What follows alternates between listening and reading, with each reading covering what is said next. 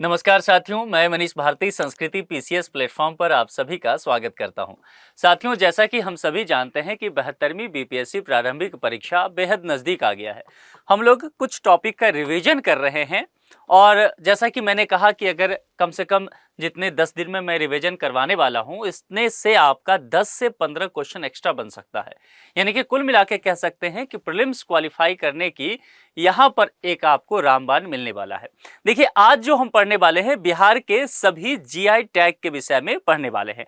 अब देखिए, यहाँ पर जो जीआई टैग बिहार के जितने प्रोडक्ट्स को मिला है उसकी संख्या क्या है, 16 अभी तक है। तो इस सभी 16 जीआई टैग के विषय में हम एक ही लेक्चर में पढ़ लेंगे। और ध्यान रखिएगा, आप मान के चलिए कि यहां से एक प्रश्न आपके लिए रहेगा ही रहेगा, क्योंकि हाल ही में कुछ प्रोडक्ट्स को अभी जीआई टैग दिया गया है। ठीक है, तो चलिए अब यहां पर सीधे विस्तार से चर्चा करते हैं। बिहार के मैप को ध्यान रखिएगा, क्योंकि मैं जो कुछ भी पढ़ाता हूं आपको वह बिहार के मैप पर मैं आपको दिखाता हूं। ठीक है, तो जो भी जीआई टैग मिला होगा 16 के 16 प्रोडक्ट को यहां पर लिख देते हैं 16, उसको हम लोग क्या करेंगे, बिहार के मैप पर ढूंढेंगे कि कहां पर आखिर क्या चीज है। ओके, चलिए अब सीधे चलते हैं। यहां पर पहला चलते हैं, यहां पर 52 बूटी साड़ी और फैब्रिक, ये कहां का है, नालंदा। तो मैप पर चलिए, दिखाइए यहां पर नालंदा कहां पर है, ये देख लीजिए। ठीक है, तो पहला तो यहीं से हो गया कि नालंदा पहला यहां हो गया। ओके, अब आ जाइए आगे। अब क्या क्या है इसके विषय में जरा सा विस्तार से देख लेते हैं। ठीक, अब देखिए, 52 बूटी साड़ी और फैब्रिक कहां पर, बिहार के नालंदा जिला की एक बहुत ही सुंदर और ऐतिहासिक क्या है, हस्तकरघा कला है। अब इतने लाइन पढ़ने के बाद क्या हमें एक चीज मिला, पहली चीज यहां पर एक फैक्ट हमें मिला कि नालंदा जिला की बात करना है। क्लियर। दूसरा फैक्ट हमें क्या मिला, ये हस्तकरघा है, यानी कि हैंडलूम है। ठीक है, अब दो चीज यहां मिल गया। अब यहां पर देखिए क्या है, 52, हिंदी में काउंटिंग कीजिए नंबर का क्या है, 50, 51, 52, 53, ऐसे करते हैं। तो 52 क्या है, यानी कि 52। तो ये आपसे पूछा जा सकता है कि ये 52 का अर्थ क्या है, 52, और बूटी का अर्थ क्या होता है, छोटे डिजाइन, है ना, जो कहते हैं ना जड़ी बूटी। तो बूटी क्या होता है, बहुत छोटा छोटा जो डिजाइन होता है। तो यहां समझ में आ गया। अब देखिए, इस पारंपरिक कला में 6 गज की साड़ी या कपड़े के ऊपर कैसे होता है, हाथों से, समझने की जरूरत है। यहां पर हस्तकरघा है ये, तो हस्तकरघा है तो हस्त देखिए, हाथ की बात किया गया है ना, याद करने की आवश्यकता नहीं है। तो 6 गज की साड़ी होगा या कपड़ा होगा, उसके ऊपर क्या होगा, हाथों से बुना जाएगा। और बुनकर एक ही तरह के क्या है, 52, नाम वही है। तो 52 छोटे छोटे बूटी है ना, 52 बूटी, बूटी मतलब मैंने क्या कहा था, छोटा।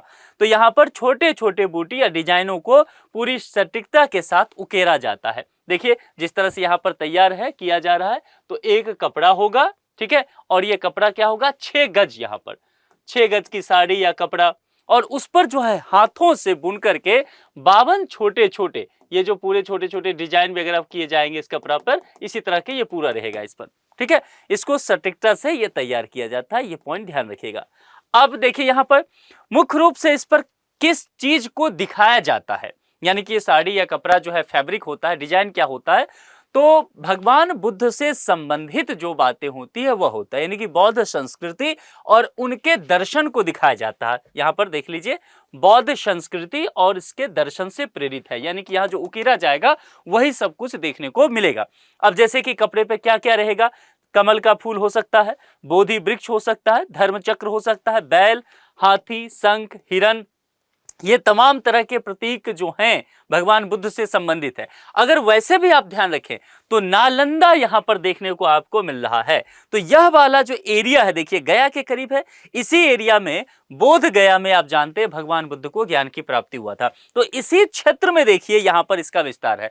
तो यहां पर मगध का जो एरिया पड़ जाता है वहां पर ये चीजें देखने को मिलेगा। तो भगवान बुद्ध से संबंधित चीजें यहां उकेरा जाता है।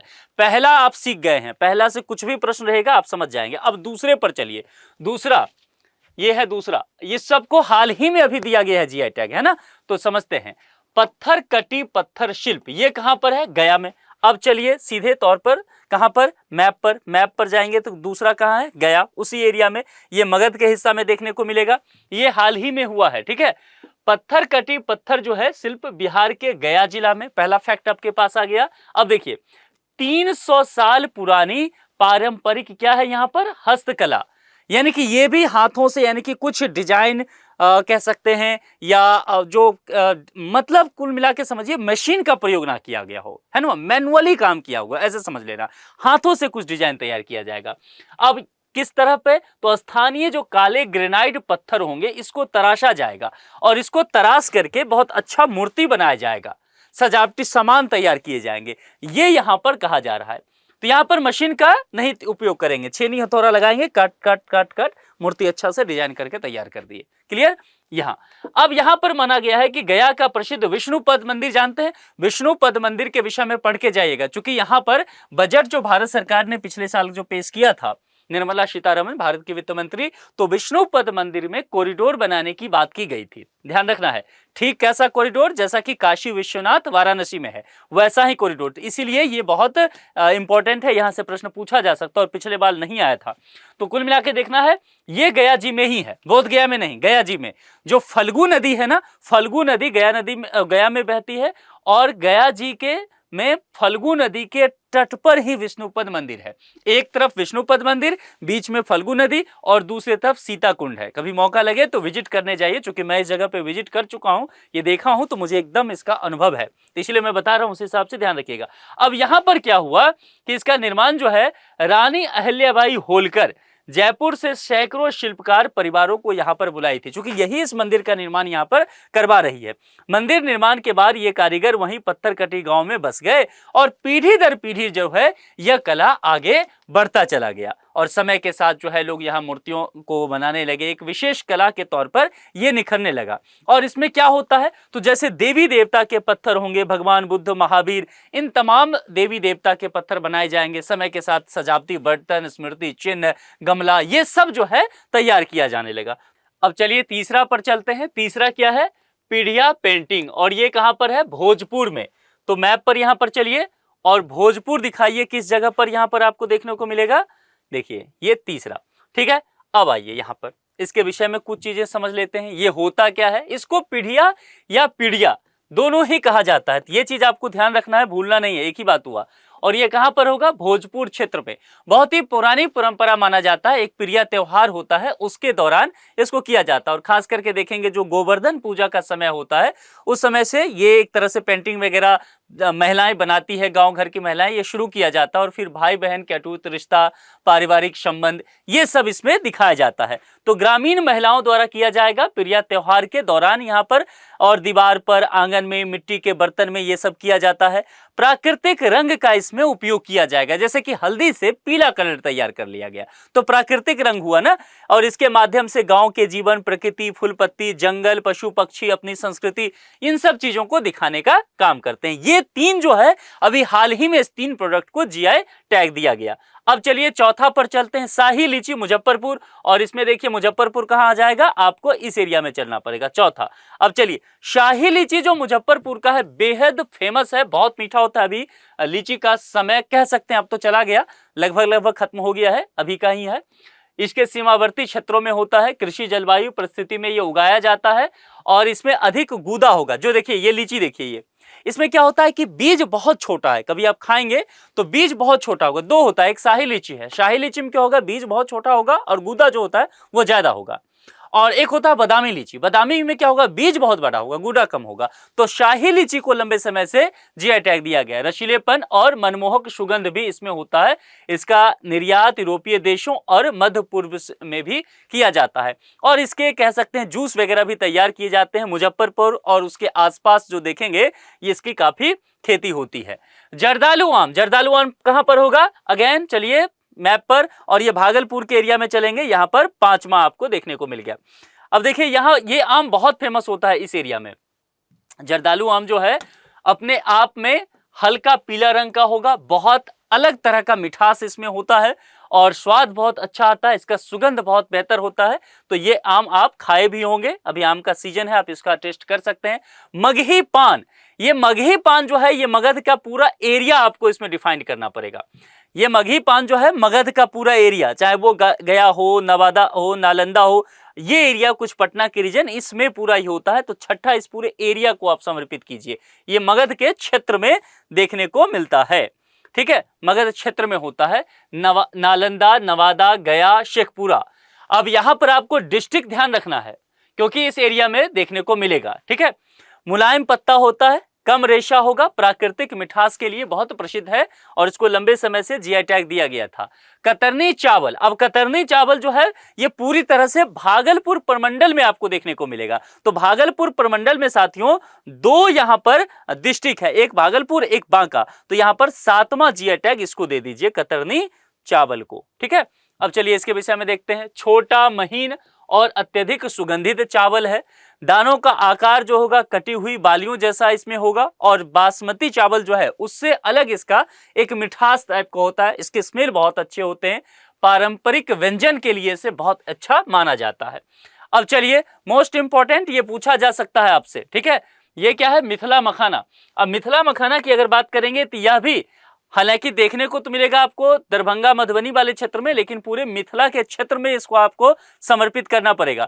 तो ये जो पूरा एरिया आप कुछ कह सकते हैं, ये पूरा एरिया आपको देखने को, ज्यादातर खेती यहां पर होता है, तो आप 8वां जीआई टैग इस एरिया को दे दीजिए। पूरे मिथिला क्षेत्र में इसकी खेती की जाती है। 9-10 डिस्ट्रिक्ट होता है, हालांकि अब भारत सरकार इसको बढ़ाना चाह रही है, 9-10 स्टेट तक इस बार इसी साल से इसकी शुरुआत की जाएगी। दरभंगा मधुबनी सहरसा क्षेत्र में उत्पादित होता है। जलीय नकदी फसल है, पूरे पानी में होता है और आप जानते हैं विश्व का जो तकरीबन 90% मखाना है वो भारत में ही उपजाया जाता है और भारत का तकरीबन 90% मखाना जो है वह देखने को मिलता है इसी मिथिला के क्षेत्र में, इसीलिए मिथिला पर ही इसका नाम मिथिला मखाना भी पड़ा है। प्रोटीन और फाइबर होता है और सुपर फूड इसे कहा जाता है। प्राइम मिनिस्टर भी देखे होंगे मन की बात में इसकी चर्चा की है, कई बार इस चीज को लेकर के लोग आजकल चर्चा करते हैं। आजकल तो मिथिला मखाना को लेकर के लोगों में काफी अवेयरनेस आ गया है। इसके अलावा मरचा या मिर्चा चावल, तो ये आपको पश्चिम चंपारण में चढ़ना पड़ेगा। पश्चिम चंपारण एकदम यहां पर बॉर्डर पे आ जाइए तो 9वां यहां पर हो गया। ठीक है, अब यहां पर क्या है इसकी खासियत? मरचा चावल का या मिर्चा चावल दोनों ही लिखा हो सकता है। इसके अंतर्गत क्या होगा? पश्चिम चंपारण में, और इसके दाने का आकार काली मिर्च जैसा होता है, इसीलिए इसका ये नाम दिया गया है। पकने पर अत्यधिक मुलायम हो जाता है और चूड़ा पोहा बनाने के लिए उत्कृष्ट होता है। बिहार में जो पोहा व्हाइट जो दिल्ली वगैरह में देखते होंगे उसको चूड़ा कहा जाता है। बिहार में चूड़ा दही का भोज सुने हैं, वो पश्चिम चंपारण सब में काफी होता है। तो इस धान को कहा जाता है कि ये जो है चूड़ा बनाने के लिए काफी बेहतर है। मधुबनी पेंटिंग से तो आप सभी कहीं न कहीं इससे अवगत होंगे, ये मिथिला कला या कभी कभी इसको मिथिला पेंटिंग भी कहा जाता है। तो अगर प्रश्न में ऐसा रहे तो ध्यान रखना है। महिलाओं द्वारा पीढ़ी दर पीढ़ी हस्तांतरित एक चीज है, इसमें प्राकृतिक कलर का इस्तेमाल होता है। हिंदू देवी देवता प्राकृतिक तांत्रिक चीजों का इसमें इस्तेमाल किया जाता है। कपड़े वगैरह पर कोहबर घौर एक शब्द होता है, कोहबर घौर, जहां पर नव दंपत्ति पहली बार रहते हैं उस एरिया में होता है। और इसका अगर एरिया देखेंगे तो अगेन ये पूरा मिथिला क्षेत्र होता है, इसलिए कई बार इसको मिथिला पेंटिंग कहते हैं, लेकिन ये मधुबनी पेंटिंग से नाम से जाना जाता है। तो मधुबनी डिस्ट्रिक्ट दीजिए, लेकिन ये इस पूरे क्षेत्र में काफी फेमस है। तो ये भी आपको ध्यान रखना है कि विकल्प में क्या डिस्ट्रिक्ट आपके लिए दिया गया है। भागलपुर शिल्क, अब भागलपुर शिल्क जो है ना वो बहुत लंबे समय से भागलपुर का क्षेत्र अपने शिल्क के लिए बहुत ही बेहतर माना जाता है। तो ये वाला एरिया फिर से यहां पर एक जाएगा, तो 10वां यहां हो जाएगा। देखिए 3 जीआई टैग जो है इस क्षेत्र को मिलता हुआ नजर आ रहा है, ये इस एरिया को। तो ये भी आपको थोड़ा सा ध्यान रखना है कि किस क्षेत्र में कितने जीआई टैग मिला है। भागलपुर को सिल्क सिटी भी कहा जाता है, ये बीपीएससी में पहले पूछा जा चुका है। ठीक है, यहाँ उत्पादित रेशम जो है अपनी मजबूत चमक और पर्यावरण अनुकूल यानी कि बिना कीड़े के मारे रेशम निकालने वाला तकनीक के लिए ये प्रसिद्ध माना जाता है और देश विदेश में यूरोप वगैरह में यहाँ से काफी कपड़े जाते भी हैं। मंजूषा कला, अब मंजूषा कला देखेंगे, यह भी अंग क्षेत्र में ही है। और अंग क्षेत्र कौन सा है? अगेन आप भागलपुर के पास चलेंगे, यही, हालांकि भागलपुर बांका सब आता है, दोनों आता है, लेकिन भागलपुर मुख्य रूप से। तो 11वां देखिए 4 जीआई टैग जो है इसी एरिया को मिलता हुआ नजर आ रहा है। तो ये एरिया इस मामले में देखेंगे काफी रिच नजर आएगा आपको। मंजूषा कला क्षेत्र भागलपुर होगा। ठीक है, इसके अलावा स्नेक पेंटिंग, बहुला विषहरी की लोक कथा पर आधारित कहा जाता है। जो सांप, विषहरी सांप एक होता है, वो एक कथा है, लोक कथा। इसमें केवल 3 रंग गुलाबी, हरा और पीला का उपयोग किया जाता है। इस तस्वीर में देखिए, आप इस तस्वीर में देखेंगे बड़े हिस्सा में गुलाबी कलर है, देखिए। उसके बाद आगे देखिए कहां, यहां देखिए इस सब पे पीला है ना, पीला, और एक कलर और कौन देखेंगे? हरा। देखिए बाकी कोई कलर आप ढूंढ के दिखाइए, आपको नहीं मिलेगा। ये 3 ही कलर से ये तैयार होगा। तो ये 3 कलर आपको ध्यान रखा है। ठीक है, यही इसमें पूछा जाता है कई बार कि 3 कलर कौन कौन सा रहा है। चलिए अब यहां पर देखते हैं सुजनी कढ़ाई। सुजनी कढ़ाई मुजफ्फरपुर और मधुबनी के क्षेत्र में देखने को मिलेगा। यहां पर पुरानी साड़ियों कपड़ों को रिसाइकल किया जाता है, यानी कि दोबारा तैयार किया जाता है। इसके माध्यम से सामाजिक संदेश जैसे कि कन्या भ्रूण हत्या, दहेज प्रथा, इन सब चीजों को इस पे उकेरा जाता है। तो ये वाला क्षेत्र कौन सा हो जाएगा, यहां पर आपको देखने को मिलेगा ये जो है मुजफ्फरपुर मधुबनी वाला एरिया, मतलब कुल मिला के मिथिला वाला ये हिस्सा आप यहां पर कह सकते हैं। तो 12वां यहां पर हो गया। ये ध्यान रखते चलना है कि एरिया कौन सा है। अगर एरिया आपको समझ में आ जाएगा ना तो प्रश्न आप कर ले जाएंगे, क्योंकि ज्यादातर प्रश्न जो है वो क्षेत्र से ही पूछा जाता है। ठीक है। इसके अलावा खटवा वर्क एप्लिक कहा जाता है। यह कपड़े के टुकड़े को काटकर दूसरे टुकड़े पर सिलने की एक जटिल शिल्प कला मानी जाती है। समझ पाए? जैसे कि मान लीजिए हिरन का चित्र किसी कपड़े पे है तो उसको क्या किया, कैंची से काट लिया, और कोई प्लेन साड़ी है उस पर उसको सिल दिया हाथ से। ये हस्तशिल्प जैसा ही होगा। तो दोनों काम होगा इसमें। देखिए जैसे कि ये हिरन है तो इसको कहीं और से काटा गया है और इस पर आकर के इसको सिल दिया गया है, चिपका दिया गया, एक तरह से समझ सकते हैं, लेकिन सुई धागा से। टेंट में शमियाने के कपड़ों को सजाने के लिए किया जाता है। अगर आप टेंट शमियाना वगैरह देखे हैं बिहार में तो आप एकदम पहचान गए होंगे। इसी तरह से इसको तैयार किया जाता है। अलग अलग तरह के पुष्प डिजाइन वगैरह इसमें देखने को मिलता है। ठीक है, आगे चलिए। सिक्की घास के उत्पाद, निश्चित तौर पर यह बहुत प्रसिद्ध है और काफी चर्चा में है, बहुत लोगों का रोजगार इससे जुड़ा रहता है। तो यहां यह प्रश्न हो सकता है। मधुबनी और दरभंगा के क्षेत्र में सुनहरी घास के नाम से प्रसिद्ध सिक्की घास से टोकरियां, खिलौने और सजावटी सामान वगैरह तैयार किए जाएंगे। तो जाहिर सी बात है पूरी तरह से देखा जाएगा तो यह पर्यावरण के अनुकूल होगा। और यह किस क्षेत्र में होगा, दरभंगा मधुबनी वाले क्षेत्र, जो आप कह सकते हैं दरभंगा कमिश्नरी का क्षेत्र है, इस एरिया में देखने को आपको मिलेगा। तो चलिए एक ये हो गया। अब इससे आगे बढ़ते हैं। ये आखिरी हमारा है और ये काफी स्वादिष्ट है, आपने ट्राई किया होगा खाने का, सिलाव का खाजा। ये किस क्षेत्र में पड़ता है, नालंदा के क्षेत्र में। यानी कि नालंदा के क्षेत्र कहने का तात्पर्य है कि आप मगध के एरिया में जाएंगे। ये वाला जो एरिया है यहाँ, तो पहला भी इधर से ही था और 16वां भी हमने यहां से लिया। समझ में आ रहा है ना। तो कुल मिलाकर के ये जो जितने सारे जीआई टैग मैंने मैप पर बताए हैं सबके सब आपको ध्यान में रखना है। अब इसके विषय में समझ लीजिए। पहली बात कि नालंदा जिले में देखने को मिलेगा 52 परत होगा, कुरकुरेपन इसमें होगा और लंबे समय तक इसको सुरक्षित भी रखा जा सकता है। और इसका संबंध भगवान बुद्ध के समय से माना जाता है। राजगीर की प्राचीन व्यापारिक यात्राओं से इसे जोड़ा जाता है। तो उस जगह का अर्थव्यवस्था का एक बड़ा हिस्सा अगर देखा जाए तो सिलाव के खाजा पर निर्भर है। तो कुल मिलाकर के ये भी आपको ध्यान में रखना है। ठीक है। अब चलिए यहां पर पहले प्रश्न पर आते हैं। पहला प्रश्न क्या है, 52 बूटी साड़ी के डिजाइन को प्रेरणा मुख्यतः किससे मिलती है। क्या प्रश्न है, 52 बूटी के डिजाइन। अब देखिए क्या वो मुगल काल से, क्या बुद्ध संस्कृति, राजस्थानी गोंड। तो हमने क्या कहा था, किस जगह पर है, नालंदा, और हमने कहा था भगवान बुद्ध से संबंधित ये क्षेत्र है। तो यहां पर क्या होगा कि निश्चित तौर पर बौद्ध संस्कृति से जुड़ा हुआ मसला देखने को मिलेगा। भगवान बुद्ध से चाहे वो कमल का फूल हो, बोधि वृक्ष हो, धर्म चक्र हो, हिरन हो, ये तमाम प्रतीक जो है वो उस पर सजाए जाएंगे। पत्थर कटे शिल्प मुख्यतः किस पत्थर पर आधारित है। तो याद है मैंने क्या बताया था आपको, काला ग्रेनाइट है ना, काला ग्रेनाइट। और ये कहां पर होगा, गया जिला में। यह भी मगध का क्षेत्र है। अब गया को गया जी कहते हैं, नाम बदल गया है। तो स्थानीय जो कठोर काले ग्रेनाइट पत्थर है ना, इसको पारंपरिक छेनी और हथौड़े से तराशा जाता है और तराश करके मूर्तियां बनाई जाती है या सजावटी सामान तैयार किए जाते हैं। पीढ़िया पेंटिंग मुख्यतः किस अवसर पर बनाई जाती है। मैंने आपको बताया था कि एक त्योहार होता है और उस त्योहार का नाम क्या है, पीढ़िया पर्व है ना। गोवर्धन पूजा के समय यह देखा जाता है और खास करके देखेंगे तो भाई बहन के प्रेम का प्रतीक इसे माना जाता है। तो ये चीज भी आपको इसमें देखना है। चलिए चौथा चलते हैं। शाही लीची जीआई टैग किस जिले से संबंधित है। मैंने बताया था कि आप गंगा के उत्तरी मैदान में चलेंगे, मुजफ्फरपुर के क्षेत्र से ये आपको देखने को मिलेगा। ठीक है, आगे बढ़ जाए। 5वां, जर्दालू आम किस जिले का जीआई टैग है। ध्यान आ रहा है। और एक ऐसा क्षेत्र रहा है जहां से बहुत सारे जीआई टैग गया है। वो क्षेत्र कौन सा है, भागलपुर। क्योंकि भागलपुर में बहुत सारे सिल्क वगैरह के लेकर के भी यहाँ बात करेंगे, वो भागलपुर से ही देखने को मिलता है ना।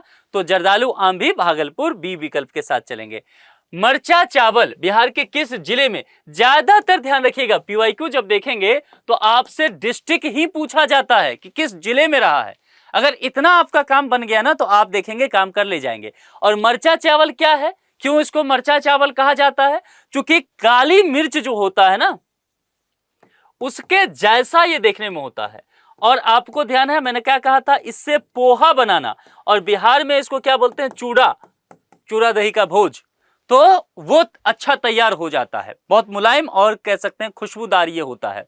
कहां पर ये होता है? पश्चिमी चंपारण में, ठीक है, ए विकल्प के साथ। चलिए 7वें पर चलते हैं। मधुबनी चित्रकला को अन्य किस नाम से जाना जाता है? अब मधुबनी चित्रकला, तो सबसे पहले डिस्ट्रिक्ट कौन सा है साथियों? मधुबनी। और मैंने क्या कहा था, इसका क्षेत्र क्या होगा? मिथिला क्षेत्र। तो इसको मिथिला कला भी कहते हैं या मिथिला पेंटिंग कह सकते हैं आप। तो ये दोनों, कई बार मिथिला चित्रकला या मिथिला पेंटिंग से ही प्रश्न पूछ लिया जाएगा, ठीक है। तो ये हो जाएगा आपका बी विकल्प। चलिए 8वें पर, मंजूषा कला का उद्गम, मंजूषा कला का उद्गम पूछा गया है, बिहार के किस क्षेत्र से माना जाता है? क्या वो मिथिला है, क्या वो अंग है, क्या वो मगध है, और क्या वो भोजपुर है? कौन सा एक क्षेत्र जहां से मैंने कहा था कि सबसे ज्यादा जीआई टैग है? ध्यान लाइए, भागलपुर, ठीक है। और इसी एरिया को क्या कहा जाता है? अंग। अंग कहने का तात्पर्य है कि यहां पर भागलपुर भी आ गया, भागलपुर, और एक और डिस्ट्रिक्ट यहां पर भागलपुर प्रमंडल में पड़ता है, बांका। तो ये दोनों वहां जाकर के जुड़ेगा। और आपको ध्यान होगा मंजूषा कला में मैंने कहा था कि 3 रंग का इस्तेमाल होता है, गुलाबी, हरा और पीला। ये तीनों मैंने आपको बताया था। स्नेक पेंटिंग की चर्चा मैंने किया था, स्नेक पेंटिंग भी ध्यान रखिएगा, ये भी पूछा जा सकता है इससे संबंधित। सुजनी कढ़ाई बिहार के किस क्षेत्र में प्रचलित है? और ये बताइए, मुजफ्फरपुर, मधुबनी वाला एरिया, या गया नवादा, पटना भोजपुर, या रोहतास और कैमूर? आपको ध्यान होगा मैंने कहा था कि मुजफ्फरपुर, मधुबनी के क्षेत्र में सुजनी कढ़ाई का काम किया जाता है। पुरानी साड़ी या कपड़े को कह सकते हैं एक तरह से उस पर धागा कढ़ाई किया जाता है, जिसके माध्यम से सामाजिक संदेश दिया जाता है। जैसा मैंने कहा कि जैसे दहेज लेना पाप है या एक तरह से बुरा है, गैर कानूनी है, ये संदेश। कन्या भ्रूण हत्या नहीं करना चाहिए, ये संदेश। आजकल शराब बंदी बिहार में है, शराब का नशा नहीं करना चाहिए, ये संदेश। कुल मिलाकर के इस बात के लिए ज्यादा फेमस है सुजनी कढ़ाई। चलिए आखिरी, खटवा वर्क बिहार की किस परंपरा का उदाहरण है? खटवा वर्क, तो यहां पर देखिए क्या है, शिल्प, वस्त्र, पत्थर और मिट्टी। तो खटवा जो होता है ना, एक वस्त्र शिल्प होता है।